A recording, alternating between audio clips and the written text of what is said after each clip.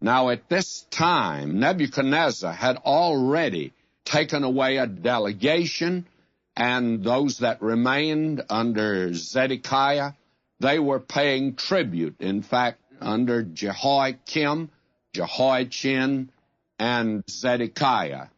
And these kings actually were all alike. After Josiah, beginning with Jehoahaz, Jehoiakim, Jehoiachin, and Zedekiah, they are as much alike as peas in a pod.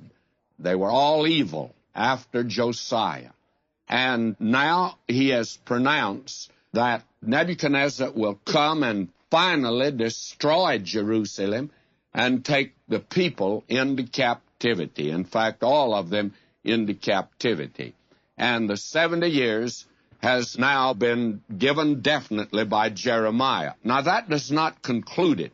Beginning at verse 15, he says, "For thus saith the Lord God of Israel unto me, take the wine cup of this fury in my hand, and I will cause all the nations to whom I send thee to drink it. And they shall drink and be moved and be mad because of the sword that I will send among them.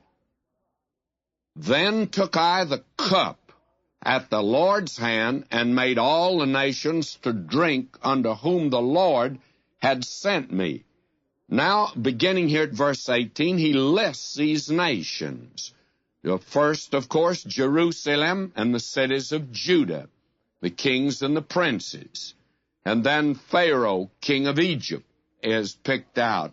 Then the kings of Uz, the Philistines, Ashkelon, Azar, and Ekron, and Ashdod, and Edom, and Moab, and Ammon, and the kings of Tyre and Sidon, and the islands which are beyond the sea. In other words, this is the thing that he's saying to them, that they are to take the wine cup of the wrath of God.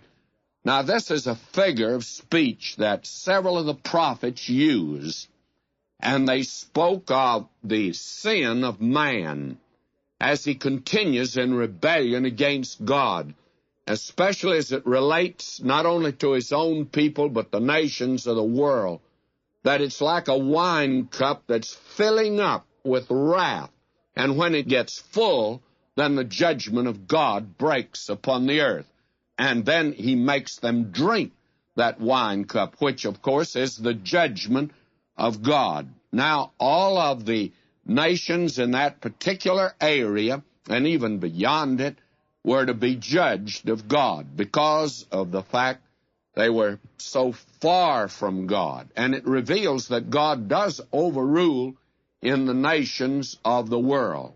Now we find, beginning down here, verse 30 of this chapter, he says, "Therefore prophesy thou against them all these words, and say unto them, The Lord shall roar from on high, and utter his voice from his holy habitation. He shall mightily roar upon his habitation. He shall give a shout, as they that tread the grapes, against all the inhabitants of the earth." Now, this is to be a judgment not confined to Israel. In other words, Babylon is to become the first great world power that will dominate all the nations of the then civilized world. And then he pronounces, of course, especially upon the nation Israel, but it reaches beyond that in verse 32. "Thus saith the Lord of hosts, Behold, evil shall go forth from nation to nation, and a great whirlwind shall be raised up from the coasts of the earth."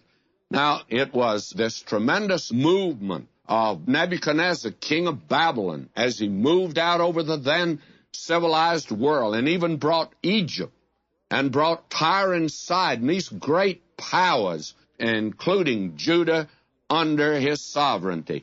Now, he had already moved down, and some of the people had been taken, and Zedekiah was paying tribute. But now these nations want to come together, and they want to oppose the king of Babylon, and they believe that that's the way that it shall be done, that if they can do that, why, everything's going to work out all right. And we find that Jeremiah, for his people now, having given this message, and it was rejected, and judgment came just as God